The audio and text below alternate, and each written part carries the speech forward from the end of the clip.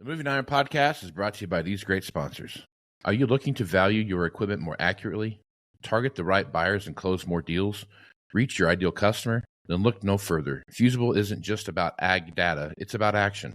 Our best-in-class solution empowers you to value your equipment accurately, make informed decisions, and find the perfect prospects. Ignite your dealership's growth at fusable.com/movingiron-podcast. Out in the field, every decision counts. You wouldn't plant without testing your soil, so why would you prospect blind? Introducing EDA, your one-stop shop for ag equipment intel. EDA goes beyond specs and prices. You get deep dive data on every piece of equipment like UCC filings that help track ownership changes and uncover potential sales leads. D&B firmographics, which help you understand the financial health and buying power of potential customers. Market trends that help you stay ahead of the curve, and insights on equipment demands and pricings. With EDA, you're not just looking at data, you're seeing opportunity. Find the right buyer, sell smarter, and build lasting relationships. Visit edadata.com for your free demo and unlock the power of knowledge. For over 80 years, Iron Solutions has been your go-to data source for ag dealers, lenders, and manufacturers. Get powerful appraisal and value forecasting tools that fuel profitable decisions anytime, anywhere.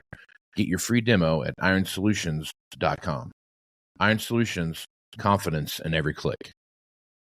Today, there are many ways to finance ag equipment, but nobody delivers simple, fast, or flexible financing like AgDirect.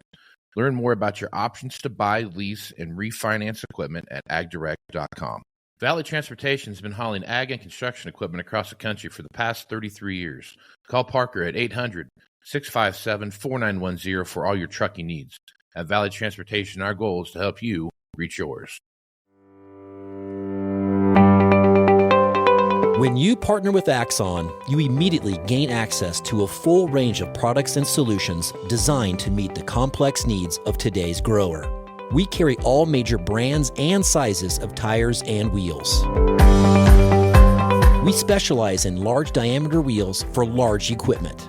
We have one of the largest OEM replacement wheel inventories in North America. Known for extreme flotation setups, duals, and triples, we have wheels for all makes and models of tractors, sprayers, combines, and grain carts. If we don't have the wheel in stock, we'll custom build, sandblast, and paint in-house. There isn't a more vast inventory in North America dedicated to helping dealers move more iron. With facilities on the West Coast and in the heart of the Midwest, leverage our 230,000 square feet of indoor inventory to solve any problem a grower may have. Move more iron with Axon.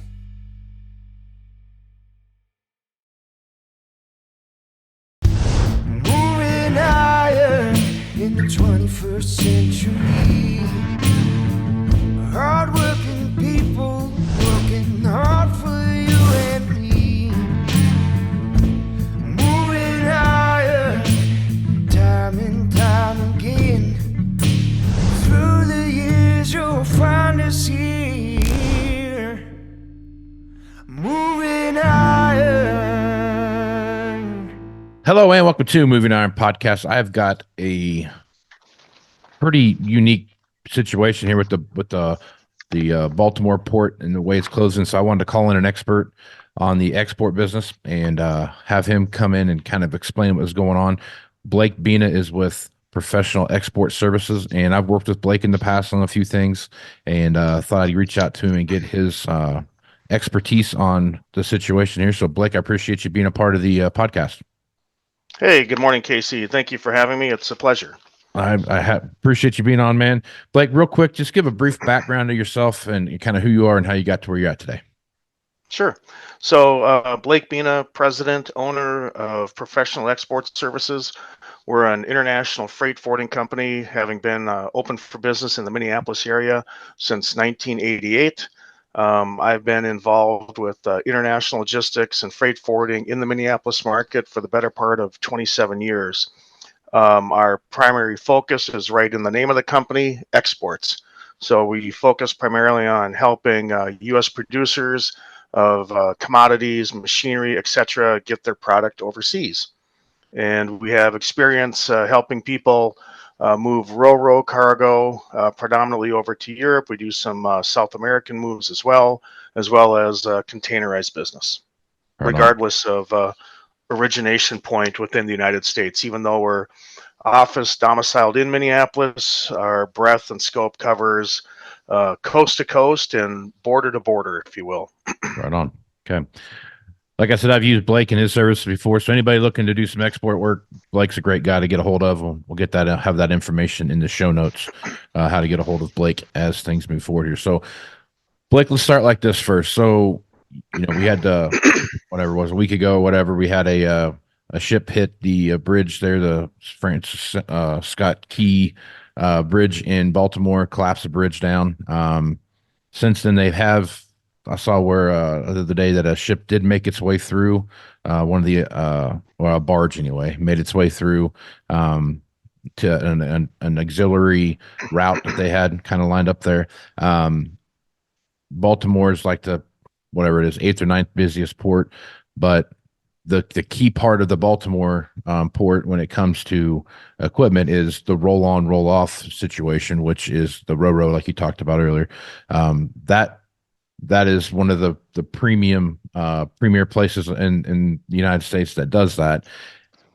That was what makes this port so important to incoming equipment, whether it's a cat stuff, AGCO stuff, deer stuff, whatever it is, all that stuff that's coming in from wherever it's getting manufactured at.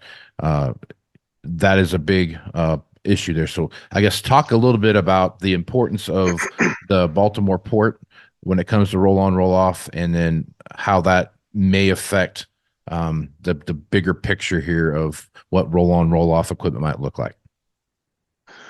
Well, it's important to realize too, because we all are, seeing the news, the national news. That's probably the best pictures that we're all getting about this. It's very important to understand the vessels and or barges that you're referring to. From what I've been gathering from the industry newsletters I get from the steamship lines, is that those are specific to the Army Corps of Engineers, and are really only transiting to support the salvage recovery work that the Corps of Engineers is doing. Okay. So it's very important to see what you're seeing and understand what's happening in that there aren't any commercial vessels, to my knowledge, that really will have an opportunity to get in or out of the port until the main channel where the ship and the bridge, had the accident, until that gets cleared. And I had a conversation the other day. I've worked with Holglines, is one of the largest, the premier RoRo carrier in and out of Baltimore. They would also be able to service out of southern United States down in Brunswick, Savannah, Jacksonville as well. But Baltimore would really be their home base on the East Coast. And according to the guy that I spoke with, the clearance is, even when there's nothing in that channel, from a draft standpoint, the clearance is less than 5 feet. So any debris that has settled, any containers that are down there, really all of that needs to get out. And the time frame now, it's he originally said that we've got indications it might be 4 to 6 weeks, and within a day they were like, no, it's going to be 4 to 6 months potentially. Right. So it's important for people to understand what you're seeing, and the work that's really happening that needs to happen below the surface is going to take a long time. Right. Hogue and really any of the other RoRo carriers out there, which there are just a handful of them. So there's Holglines, there's MOL Bulk, there's NYK, and there's Wallenius Wilhelmsen would be the 4 main RoRo providers that would provide services into the United States, be it from Asia, South America, and Europe. They all have the ability to call at secondary ports. And when I say secondary, it's not like they're lesser ports, but they have multiple ports of call along the eastern seaboard. And it's primarily limited then to, and ACL is another one that would have a RoRo service. So you're now looking at, New York, New Jersey, which anybody that's exporting RoRo machinery doesn't really want to go through New York to New Jersey. It's a bit more, there are a bit more headaches with U.S. Customs and the declaring of the RoRo units when you go through the port of New York. That's why Baltimore has always been favored. But you can't just divert a RoRo ship into any other port simply for the fact that the infrastructure, the ability, again, these RoRo vessels, as I like to equate them, is it's a parking garage on the water. So you're going to have a ramp that goes down. You're going to have things just drive on, drive off. And not every port in the United States is set up to handle such a ship. So it's not as easy as going, well, divert my RoRo into Norfolk. There wouldn't be the ability to load it. So Hogue, and specifically, and again, I'm not here to advertise or promo Hogue, but that is just who I've been able to get the most information from. They do have a secondary port in Wilmington, Delaware, which is nearby. However, that is set up primarily for their auto business and not necessarily set up for the larger machinery type of shipping. So, the problems that you are going to run into as a potential exporter of the RoRo goods is that, you might have to incur additional costs to, move the units into, say, Savannah or Jacksonville in order to, get space on some of these vessels. Gotcha. Inbound out of Europe or even out of Asia, again, those ships are already being diverted. Anything, and in speaking with Hogue as well, they had a ship that was to have, made it into Baltimore later on in the day when the accident occurred, and they were already, diverting that vessel, most likely heading south to, the Savannah, Brunswick area to handle the cargo coming inbound. Again, unfortunately, if you can do an aerial view of the port of Baltimore and see, there are massive like parking lots, lack of a better word as well, where, John Deere, Case, Caterpillar, all the big, the big three have, parking lot space. And if you had a unit that had been delivered in, and it's not uncommon to, have the ability to deliver a piece of RoRo cargo 3 weeks to a month before the ship actually is going to leave the United States, because these carriers, again, they don't operate on a weekly fixed schedule like your containerized ships do. So, they afford you the ability to stage your equipment there. Well, unfortunately, if you had something staged there that was going to be exported via Hogue or NYK or, another RoRo carrier, there's going to be costs incurred, unfortunately, by you, the exporter, to retrieve the cargo and get it out of there. And similarly, we're seeing that happen with people that are shipping containers out of the port to Baltimore. The port at this point has no way to generate revenue. They're shut down. So really, the only way for the port to generate any type of income is to, unfortunately, charge people for having your goods sit there. And, the longer it sits there, and that's really unfortunate. And it's, a risk of, doing any type of international business are some of these, unknown risks that you just don't ever think about. But you as the exporter of record, you as the one who is, profiting from the transaction, these are your costs. So that's kind of one of the bigger things that, people that are stuck there may not be aware of, is that, well, yeah, I get that I now have to move my cargo out of there.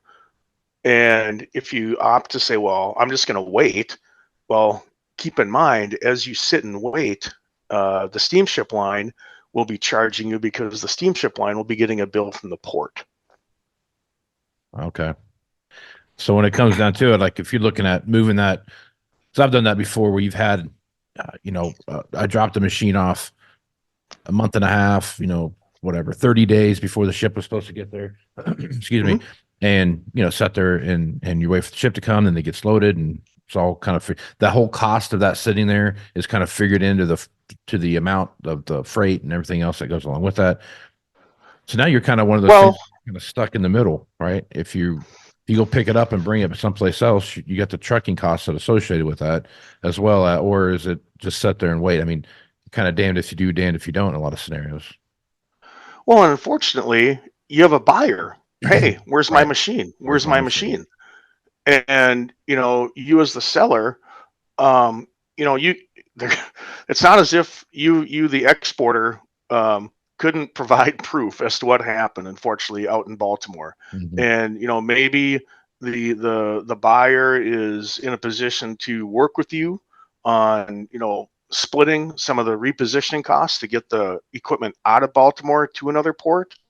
But at the end of the day, if you opt to leave the units sit there while this unfolds, don't be surprised if you get a pretty hefty parking tab, so to speak. Right. Yep. Okay. So talk a little bit about. So you and I were kind of talking about this the other day, and it's. I'm a bit slow, Blake. So after I Mhm. thought about what you said, it kind of started sinking in a little bit. So when you're looking at machines that are sitting there that are getting ready to go, and they're Mhm. sitting in Baltimore, and let's say what would be another port they could go to that would have the ability to like say Savannah? Would that be a good port to pick that would be able to handle that? Well, that it would really come down to where's the cargo destined to? Like Okay. where's it going? You know, Brunswick, Savannah, Brunswick. That would be a good port for European bound cargo, as would New York and ACL. You could go to New York and go to Europe. You would maybe go to Brunswick, Savannah, Jacksonville if you're heading south into South America. Houston also has the capability to handle RoRo cargo. That would be primarily, again, set up for business going into South America and potentially some other Asia destinations. So it's really, you know, where to whom and where are the goods going? Where did you sell it to? Would kind of Right. dictate what the best alternative port to move it to would be. Right. So in the situation with the stuff that's already sitting at the port now, if there's Hmm. a ship coming across that now is going to get diverted to one of the ports you just talked about and drop Right. off whatever it is they're dropping off, Kloss is dropping off a bunch of whatever's right. So now Hmm. you've got to get, if that's where that ship's going to go back to Europe or it's going to go back to Asia or wherever it's going to, the idea that you're going to have to now freight that machine from Baltimore to Savannah or Houston or wherever.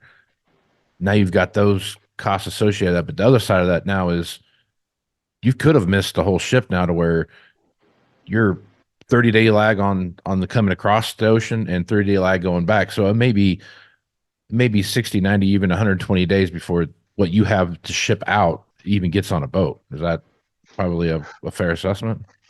Well, correct. It could be, and I say could be because as soon as that port shut down, again, big green, big red, big yellow, they're, they are the main contract holders. They fill roughly 85 to 90% of any and all of the RoRo carriers ships on a consistent monthly basis.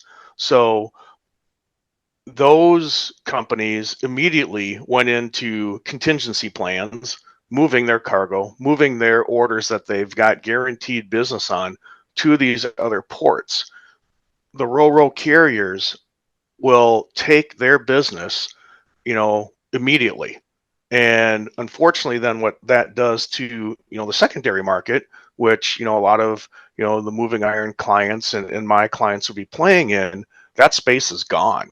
So now you're in a position of, all of the cargo that was, just flowing through Baltimore, and yeah, Case IHA, we've got some stuff that we can move out of out of Savannah. We've got some stuff that maybe goes out of New York. Now everything is being forced into these other pipelines, Right. and the space, again, it's very finite, because again, you're only dealing with 4 carriers, and it might be, of the 4 carriers combined, maybe 10 to 12 vessels a month. So Wow. if Okay. your clients have sales on the books that they haven't started, moving anything out to the port, and again, for the past 6 months, year almost, based on, a tightening of the RoRo capacity, a lot of companies have had to look at moving, a John Deere 9600 combine from the middle of the country out to either the Savannah area and or Houston, at which point you're able to take the unit, maybe remove the wheels and put it onto a flat rack, and then ship it from there. Unfortunately, by doing that, you're incurring additional costs, because the easiest way to move any type of these larger units is just roll on, roll off, because you're not handling it anymore. You don't have to hire a stevedoring company. You don't have to worry about, oversized trucking permits once you hit the port. But really, it might be the only option for some of your clients, is to move it via a flat rack. And, that would be, your trucking costs should remain pretty much the same, whether you're originating, a RoRo unit out of Indiana, Illinois, Nebraska, wherever, and you're heading to Savannah or you're heading south to Houston, your inland costs will be the same. Your costs are going to start to increase because containerized flat racks are going to be more expensive than just shipping the unit as is. Plus, then you have the additional costs of the stevedoring companies to securely load and lash at the port. But it at least affords you the opportunity to continue with the selling of your secondary equipment. Gotcha. All right, so let's talk a little bit about what's coming across from the various places, that would be coming into Baltimore to drop off equipment. So let's talk about, the AGCO groups. Let's talk about, John Deere stuff. Let's talk about Krone Kloss, those kind of things, where you have, some finished goods that are coming across the ocean. As you look at those machines now and you start looking at where they would have gone, like say they got shuffled around to Savannah or Houston or wherever that might be, what kind of lag time do you think that created? And what kind of, stuff that was already coming across the water, maybe the lag time won't be so much, but the second round of stuff coming back across the water, you'd think there would be some lag time there. So I guess as you look at this, Blake, what kind of lag time do you think this is going to create, for stuff coming and going, especially coming across the water? Well, your inbound vessels, I mean, anything that was even within 2 to 3 days of arriving into Baltimore was diverted. Right. And now you're just looking at, okay, what port did it get diverted to? Because again, you have a finite number of ports that can actually handle these vessels. So all of these carriers would be forced into putting those laden vessels into other areas. So you're probably going to see, inbound wise, an initial blip, if you will. Potential delays could be, 2 to 3 weeks. And I'm just spitballing that because, again, you're going to have everybody fighting for those positions. You're going to then be putting a strain on the infrastructure of those ports, because keep in mind, when they discharge, there's already a bunch of units awaiting to be loaded. Right. So now you're going to have all the units being discharged, potentially within the course of 4 to 5 days. And it may take a lot more. And again, these ports are set up to run pretty smoothly based on normal operations. Right. Now you're looking at, having to juggle in potentially additional rail car flat cars, additional, flatbed truckers. So everybody would be scrambling to, accept the inbound first and foremost, and then, the outbound that's there. Odds are the carrier would probably load what is ever at the port and not really hold the ship up, as the units that are in Baltimore would still be matriculating into these other RoRo ports. So I think your delay on your inbound, like right now, could be 2 to 3 weeks. Once those ships are loaded back through their rotation, you might see additional lags, a month from now, depending upon, where all the units in Baltimore have been dispersed to. Again, no, I don't think any of these carriers would be foolish enough to, say, oh, we've had, 400 units sitting in Baltimore. Let's move all 400 into Savannah. They would probably split it up. Right. But you're still going to have, some capacity constraints. Do you see an anticipation where after this first wave of stuff that was coming across the water, just like you talked about, that second wave coming would have a longer delay period than what you just talked about? No, I would think that by then, contingency plans, additional capacity, be it rail, be it truckers, these companies probably would have figured it out, because again, you're going to have at least a 3, maybe a 4 week gap until that vessel arrives again. The next one in the spring. So I would be of the opinion that short term, like right now, for the next 2 to 3 weeks, you're going to have issues based on the ships discharging. And again, depending upon what is on these vessels, using Wilmington, that is primarily for cars and autos. I don't think it has I could be wrong, I don't think it has the capability to handle some of the larger ag machinery inbound, outbound. So your bottleneck is going to be at those ports that have the ability to handle the much larger units than just regular, cars. Gotcha. All right. Obviously, the cargo freight that was coming in out of Baltimore, like you and I talked earlier when we were discussing this, that's not that big of a deal for the Baltimore port, correct? Well, I mean, I wouldn't say it's not that big of a deal.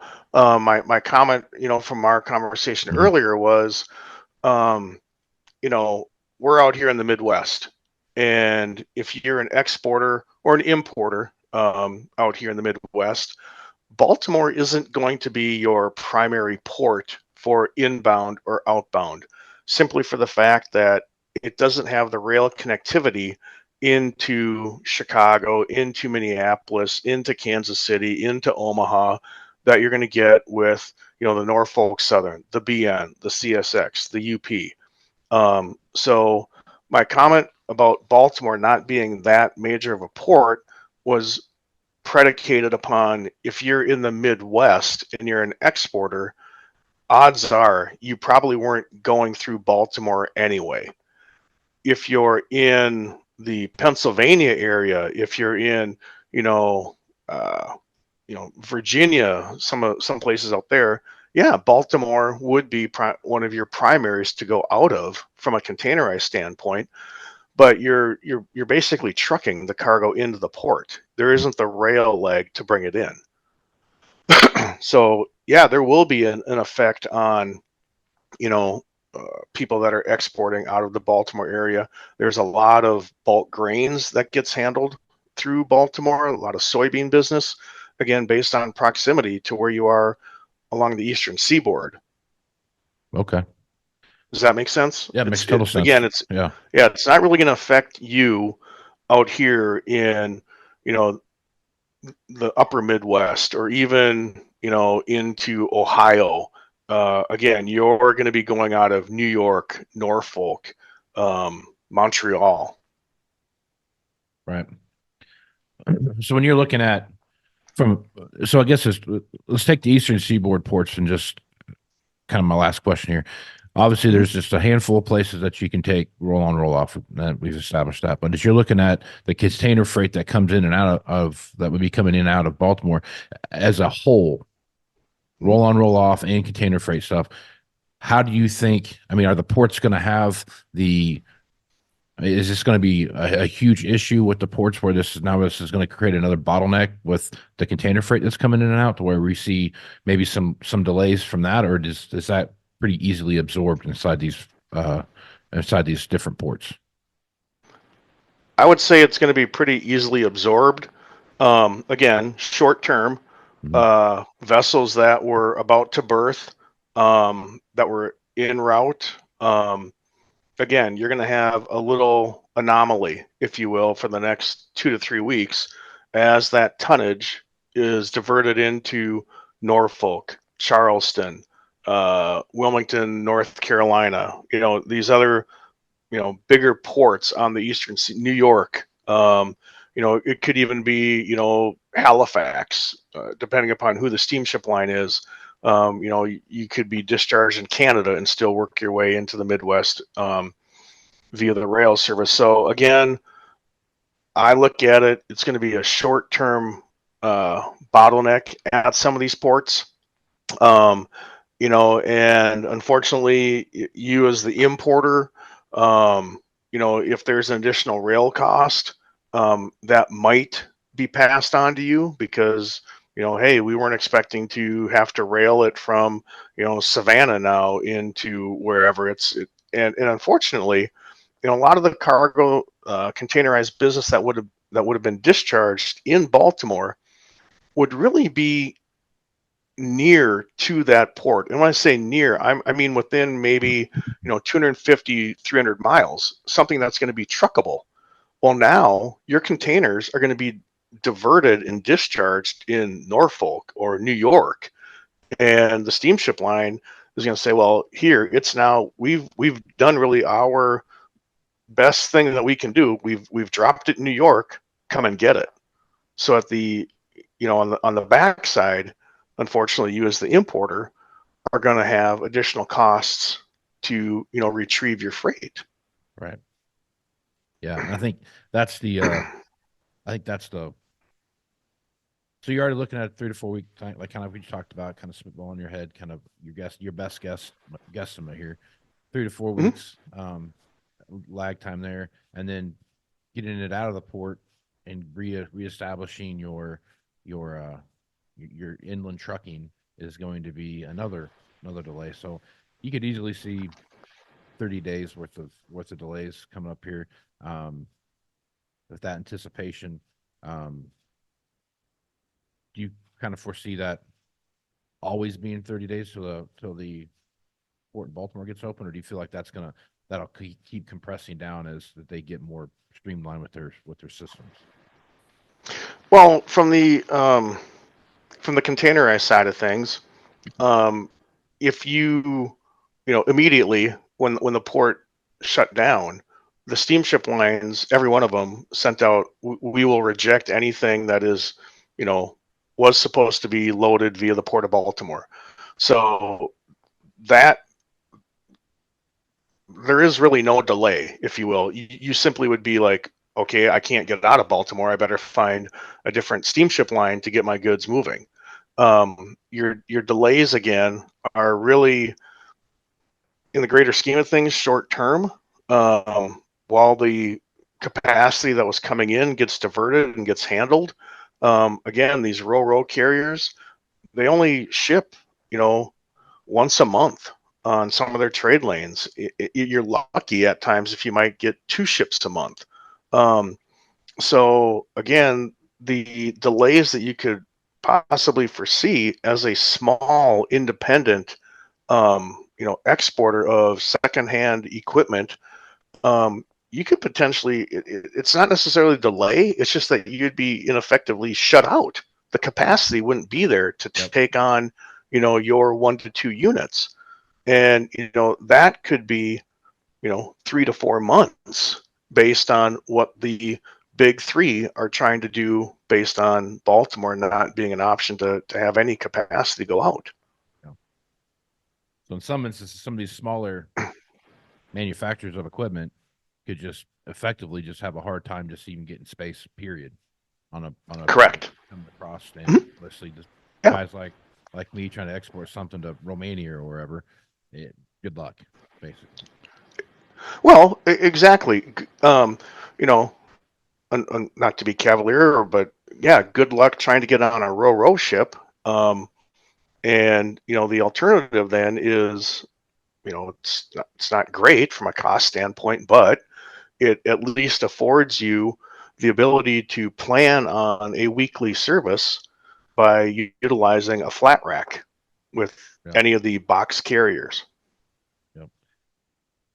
So I guess that brings up one more question, and then I'll stop asking you questions, Blake. But Sure. One more question would be: so you look at some of the manufacturers, like like Deer Case, all the guys that have domestic manufacturing, AGCO, those kind of things here in the United States that are shipping stuff across the way too. I mean, again, there it is, the roll on, roll off going back. So again, that space is going to be gobbled up by those as well.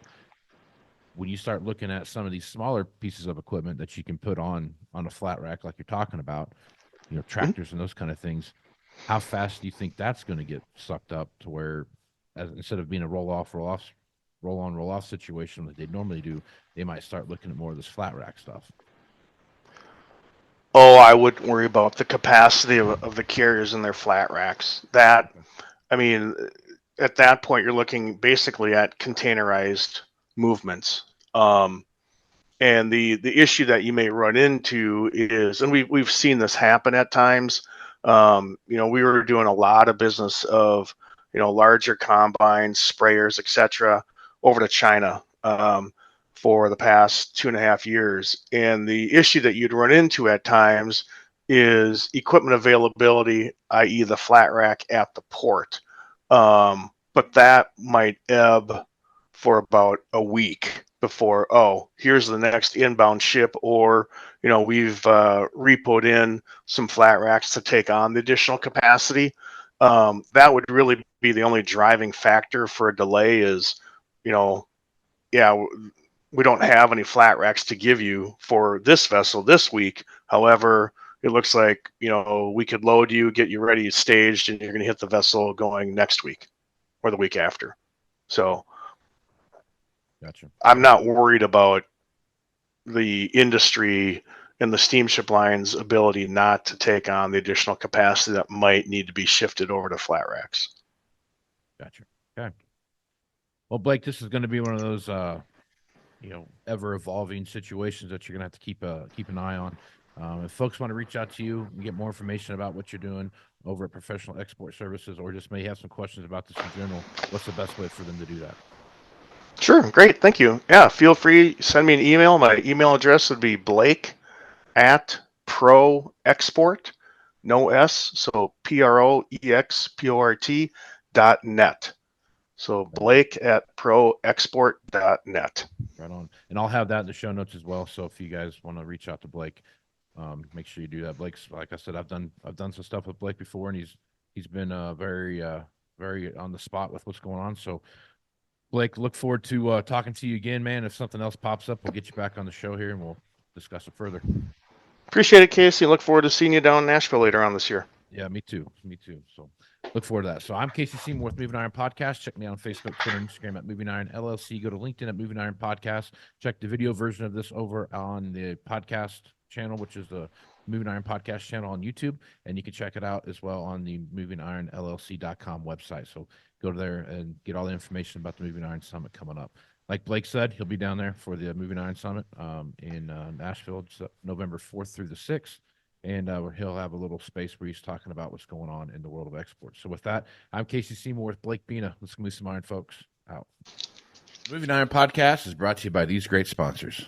Are you looking to value your equipment more accurately? Target the right buyers and close more deals? Reach your ideal customer? Then look no further. Fusable isn't just about ag data, it's about action. Our best-in-class solution empowers you to value your equipment accurately, make informed decisions, and find the perfect prospects. Ignite your dealership's growth at fusable.com/movingiron podcast. Out in the field, every decision counts. You wouldn't plant without testing your soil, so why would you prospect blind? Introducing EDA, your one-stop shop for ag equipment intel. EDA goes beyond specs and prices. You get deep dive data on every piece of equipment like UCC filings that help track ownership changes and uncover potential sales leads. D&B firmographics, which help you understand the financial health and buying power of potential customers. Market trends that help you stay ahead of the curve, and insights on equipment demands and pricings. With EDA, you're not just looking at data, you're seeing opportunity. Find the right buyer, sell smarter, and build lasting relationships. Visit edadata.com for your free demo and unlock the power of knowledge. For over 80 years, Iron Solutions has been your go-to data source for ag dealers, lenders, and manufacturers. Get powerful appraisal and value forecasting tools that fuel profitable decisions anytime, anywhere. Get your free demo at ironsolutions.com. Iron Solutions, confidence in every click. Today, there are many ways to finance ag equipment, but nobody delivers simple, fast, or flexible financing like AgDirect. Learn more about your options to buy, lease, and refinance equipment at agdirect.com. Valley Transportation has been hauling ag and construction equipment across the country for the past 33 years.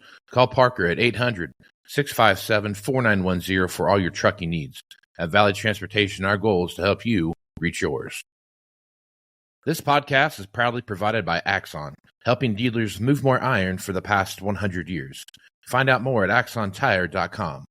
Move more iron with Axon. Moving higher in the 21st century. Hard-working people working hard for you and me. Moving higher, time and time